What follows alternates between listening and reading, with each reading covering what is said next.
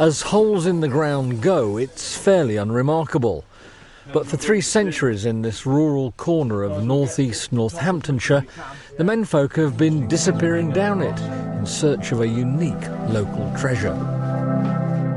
So what draws these men 40 feet underground in a mine shaft a scant 100 yards long for hours at end? Coal? Lead? Tin? Is it gold? Well, it is to them. This is Collyweston slate, almost as difficult to find these days as gold, because this is the last remaining mine in Collyweston, and these men the last to carry on the ancient tradition of mining it. It's never changed in the years. They did this way when I first started, and it's carried on. It was the only work you got in the winter, so you had to come down and do it.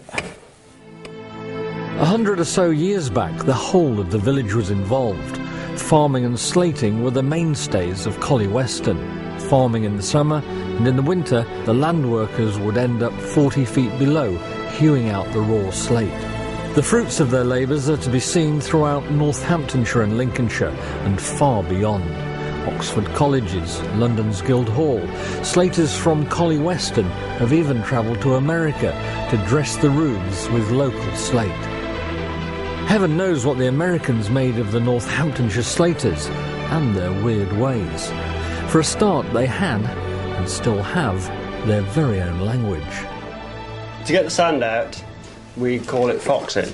We drag all the sand out and then drop the slate down from the ceiling.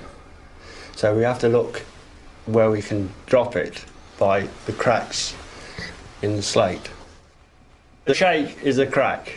A fox is a tool, what we use for getting the sand out. All blacksmiths made, of course. You can't go down Travis Perkins or somewhere and buy all these tools. It's a job to get a blacksmith to make them today. So I'll get the good job this morning. Yeah, it's going. Once there were half a dozen of them, now there's just one. And Collyweston's last remaining mine is owned by Claude Smith, who can boast several generations of miners and slaters. Yeah, we've got a bit of movement here. And along there, oh yes, got quite a bit of movement here. Claude is a man who is clearly delighted to take on the burden of tradition in a big way, whether out for a spin in his antediluvian delivery truck or admiring the rooftops by foot. This is the High Street, and this is a special street with all Collyweston stone slates all on here. Now this one here, it still looks the same to you, the same years. They've probably been on 200 and some odd years. This one here was done in 1984, because we did it ourselves. That's why we need Collyweston slates, to keep it all in comparison with all the other buildings in the village. You were not allowed to put anything else but Collyweston in this street, where it's seen. You can do on the back and hide it, but where this street is here, if you notice, it's all Collyweston. Do you like roofs then? Oh, of course you like roofs. It's history, isn't it? Right, Big Bertha, I think, mate.